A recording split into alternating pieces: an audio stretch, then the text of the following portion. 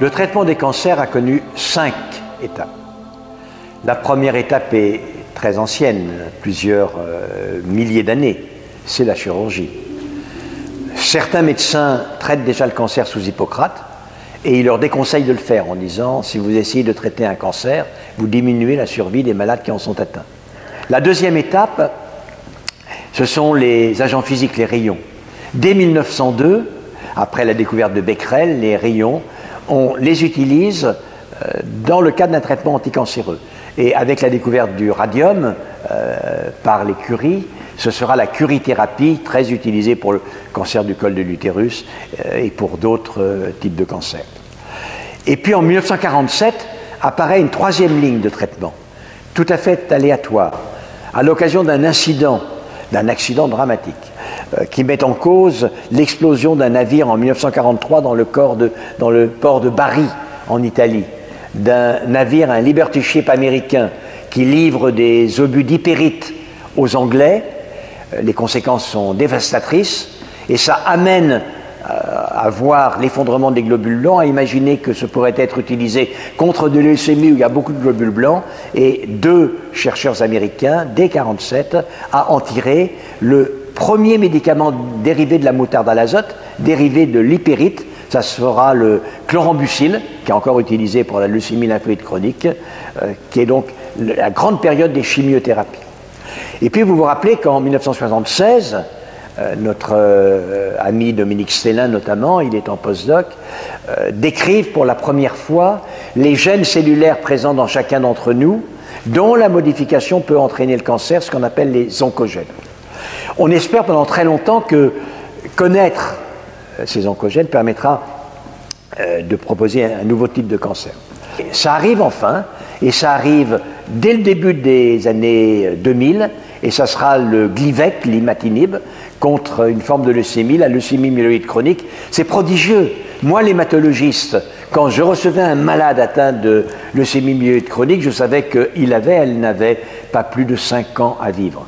Avec une pilule tous les jours, 1 ou 2 pilules tous les jours, l'immense majorité des personnes sont soit guéries ou au moins mises en survie très prolongée, pratiquement équivalent à une guérison. Ça, c'est la thérapie ciblée, c'est-à-dire que les médicaments ne tuent pas les cellules qui se divisent rapidement, comme les moutardes à l'azote dont je vous ai parlé.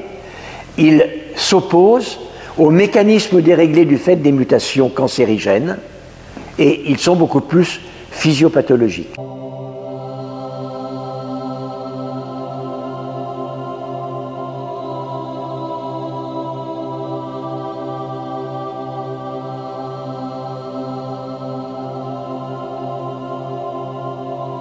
Ça fait très longtemps également, notamment notre Georges Maté national, s'est dit mais les cellules cancéreuses ne sont pas normales.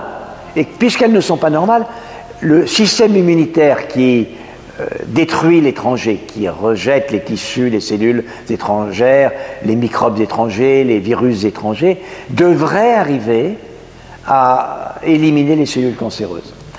Et il propose les premières immunothérapies, le BCG, vous vous rappelez, qui pendant très longtemps correspondent à une promesse qui n'est pas tenue. Et pourquoi la promesse n'est pas tenue?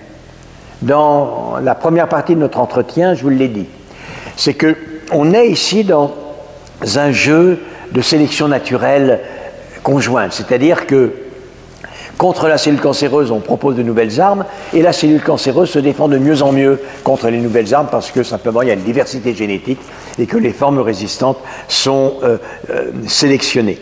Eh bien, pour se défendre contre le système immunitaire, cette maligne, au sens propre et figuré, de cellules cancéreuses va arriver à inactiver le globule blanc du système immunitaire qui veut la tuer, ou alors masquer la cible, qui est la cible du globule blanc immunitaire tueur. Et les nouvelles immunothérapies, il y en a 2 types, ou bien elles permettent de réactiver la cellule immunitaire qui a été invalidée, inactivée par la cellule cancéreuse, ou alors elles démasquent l'étrangeté de la cellule cancéreuse de telle sorte que la cellule immunitaire arrive à la tuer. Ce sont les deux nouvelles immunothérapies qui donnent des résultats très remarquables dans un type de leucémie, dans le myélome, dans des mélanomes et également dans certains types de cancers du poumon, ce qui fait que le cancer du poumon, qui reste particulièrement grave, a cessé d'être totalement désespérant comme il était encore pour l'essentiel il y a 10-15 ans de cela.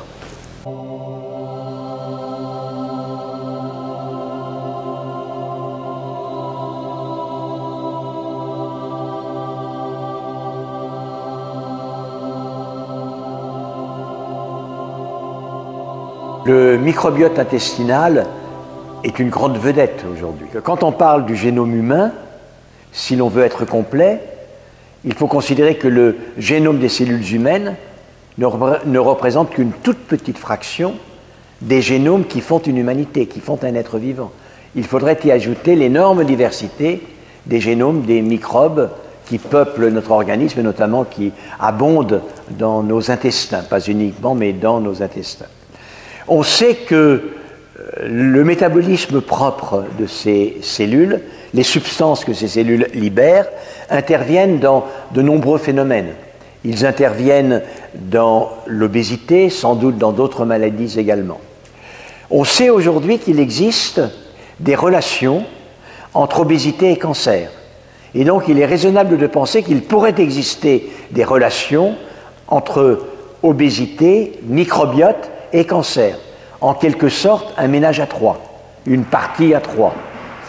Un autre phénomène est que ces microbes sont de l'ordre de ces micro-organismes qui peuvent libérer des substances qui sont des signaux envoyés aux cellules immunitaires. Et des travaux extrêmement intéressants ont montré que la réponse immune, donc la réponse aussi à des immunothérapies anticancéreuses, dépend du microbiote intestinal. Et que peut-être il serait possible d'augmenter la réponse positive à l'immunothérapie en agissant sur le microbiote intestinal.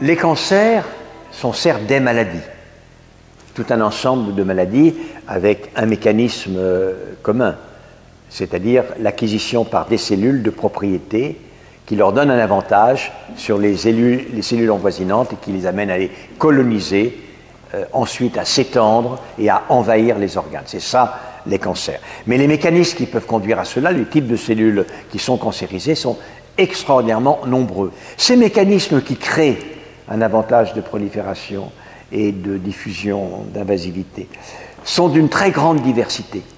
Et il y a même des cas très particuliers. Le cancer, je le répète, est une maladie en général acquise, des fois héréditaire, génétique de la cellule, maladie évolutive avec une succession de nouvelles mutations qui font modifier, qui font changer les propriétés de la cellule. Il peut se faire, il se fait, que vous avez une tumeur que vous diagnostiquez au départ, vous arrivez très très bien à la traiter, elle est traitée, vous avez fait la carte génétique, des fois vous êtes servi de cette carte génétique pour la traiter de manière optimale, et puis elle récidive. Et le traitement initial est inefficace.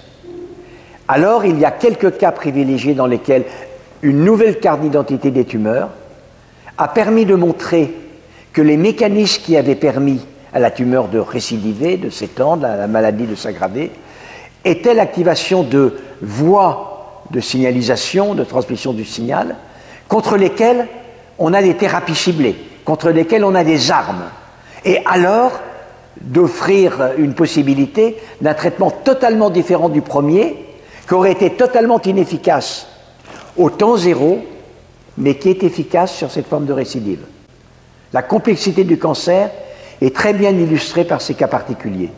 Eh bien, que voulez-vous? Le cancer, c'est le prix à payer de l'évolution qui a permis l'émergence de la vie. C'est-à-dire, pour que l'évolution ait eu lieu, il faut qu'il y ait eu des mutations en permanence et que les cellules avantagées, les organismes, les animaux, les plantes, les microbes avantagés l'emportent sur les autres.